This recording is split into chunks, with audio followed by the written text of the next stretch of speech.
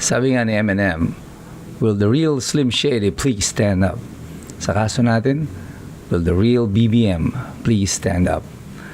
Noong April 9, nang lumabas ang video niya na supposedly ay live, kung saan siya ay nagsasalita sa dambana ng Kagitingan, ay maraming nagtanong, sino itong pinapanood natin? Because just last March ay nakita ng Pilipino ang isang BBM na mahina at payat.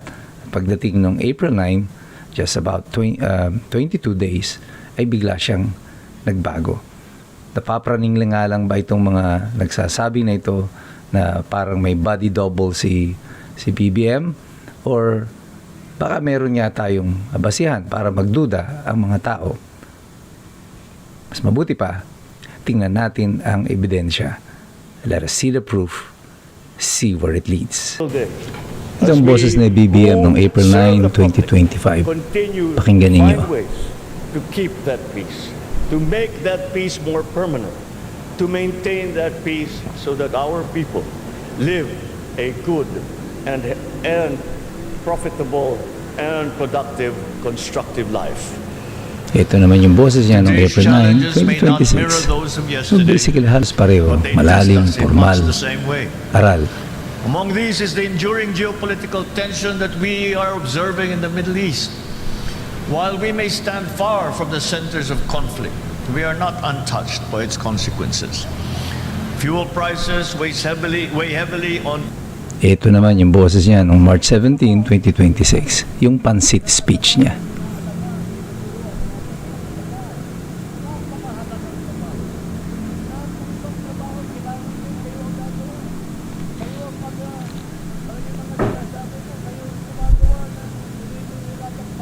Diyan pa lang, makikita ninyo malaki ang kaibahan. Pero baka nga may sipon. Pero paano mapaliliwanag ang mga pagkakaiba nito sa kanyang mga facial features? Tenga, baba, ilong. Ito yung magkahiwalay na picture niya. Noong April 9, 2026, March 17, 2026. March 17 yung nasa inyong kaliwa, April 9 yung nasa kanan. Dito sa dalawang picture na to, ito yung tenga niya. Doon sa April 9, makikita nyo, ito yung kanyang kanang tenga. April 9 yung nasa kaliwa, March 17, 2026, itong nasa kanan. Kaya close up nung, this is March 17, 2026. Makikita nyo yung upper portion ng kanyang tenga. Malalim yung groove. Parang may number reversed na 3 ang pagkakaso ng wangis. Pero dito sa April 9, 2026 na picture niya, kita nyo mas makinis yung upper portion ng kanyang tenga. Iba na yung itsura niya. And yung earlobes niya sa ibaba, kita nyo nagkaroon ng pabilog yung sa isa pahaba. Pero mas matindi itong difference ito sa kanyang kaliwa na tenga. Yung nasa kanan, kaliwa, ito yung kanyang March 17. Ito naman yung nasa kanan, ito yung nagja-jogging siya, nagja-jumping jack sa Malacanang. Tingnan nyo mabuti ang kanyang tenga nung nakaraang linggo lang nung nagja-jumping jack siya. Ayan, makinis yung kanyang kaliwang tenga, yung upper portion. Tingnan nyo, medyo makinis yung kanyang tenga dyan. Ito naman yung March 17 niya. Ibang-iba ang itsura, malalim, maraming grooves, at wala siyang wangis doon sa una nang ipinakita. And then, ito yung mas closer na makita nyo yung side-by-side comparison. Makikita nyo may malaki talagang pagkakaiba. Siguro dahil pumayat or tumaba, hindi natin maintindihan. Pero obviously, merong pagkakaiba. Pero paano mo na paliliwanagan yung height? Ito si BBM at saka si Isko Moreno nung Marso 2026, magkatabi sila. Kita mo obviously medyo mas matangkad si Isko Moreno. Sa balikat pala makikita mo yung alignment. Mas mataas yung balikat niya. Ayan, ang closer look. And then And then, ayan, kita niyo, mas matangkad talagang, obviously, si Isko Moreno, probably about an inch or two, ang tangkad niya kay BBM. Pero nung isang araw lang, matapos sila mag-distribute ng bigas, makita ninyo, parang halos magkasing taas na sila. Pantay na yung kanilang mga balikat, pantay yung kanilang mga ulo. Ano nangyari ito? Well, yung katawan, yung pagtaba, may papaliwanag, pero yung pagtangkad, paano natin magagawa yun?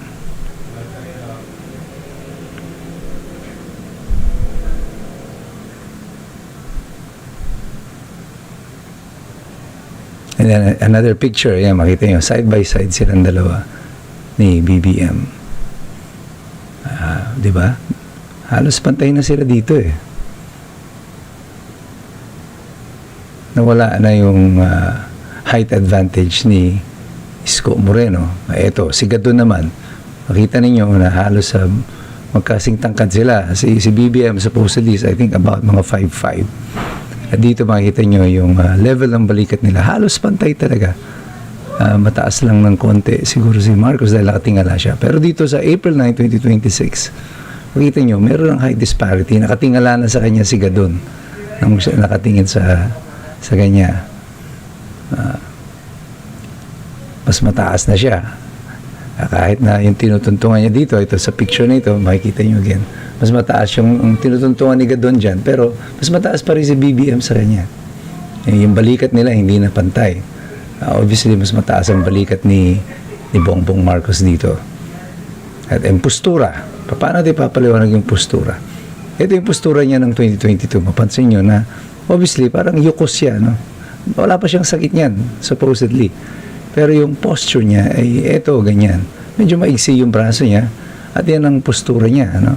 Medyo, alam mo yun, medyo yukos ang tawag, ano? Baluktot yung kanyang yung katawan. As early as 2022, inauguration niya ito. Ito yung nagtatatalon siya, nagja-jumping jack sa Malacanang. Kita mo, iba na rin yung kanyang postura dito. Unat na unat yung kanyang katawan. Mas obvious yan nung napansin natin nung siya ay naglalakad na. Wala na yung pagkayukos, diretsong-diretso ang kanyang lakad, at masigla yung kanyang stride. Hindi na yung kagaya nung dati na halos hilahod yung kanyang paa. At iyan nga, ako din mismo, nung una ko nadinig si BBM, o nakita siya nung April 9, yun din ang aking tanong. Sino to? Who are we watching? Bakit magdududa ang mga Pilipino? Well, it's because kadalasan na at these things have happened in the past. Actually, sa panahon nga ni Joe Biden, marami na rin mga conspiracy theories na yan na lumalabas na the person appearing to the public ay hindi na yung totoong Joe Biden, at he has been dead for a while. And ganun din sa panahon ng Ferdinand Marcos Sr., noong pa man, nababalita na yan na mayroong body double. And for security reasons, ang mga presidente sa buong mundo, if there is someone na kamukha nila, usually yan, either it is done with prosthetics, or di kaya prosthetic surgery, o di kaya ay yung mga uso na ngayon kasi yung mga latex na mask, or meron kang kamag-anak na kahawig mo, most likely. And meron nga isang pelikula, you can watch it, hanapin nyo ito, si Kevin Kline yung Dave, search it in YouTube. Doon makikita nyo na siya ay ginamit na body double of a dying president. So, yung mga tao ngayon, masusi tayo kasi the technology that is available to us is already there. Pero fact of the matter is we cannot establish it as a fact at this time kasi wala naman tayong physical access to the president. But it is important to raise this question right now, considering na parang halos imposible yata na yung taong parang hina-hina couple of months ago and then 22 days later biglang ang sigla-sigla na, tumatakbo, nagpo-push up, nagja-jumping jacks, nagbubuhat ng bigas. What's going on? Something doesn't add up and something doesn't seem to be right. And the Filipino people, well, We deserve to know. Kailangan nating malaman ang katotohanan nito. And we will dig deeper into the bottom of this hanggang makakuha natin ang katotohanan. Sapagkat mahirap po talaga ang mga tao na makialam kung tayo ay walang alam. So God bless you. God bless us all. Mabuhay ang Republika ng Pilipinas.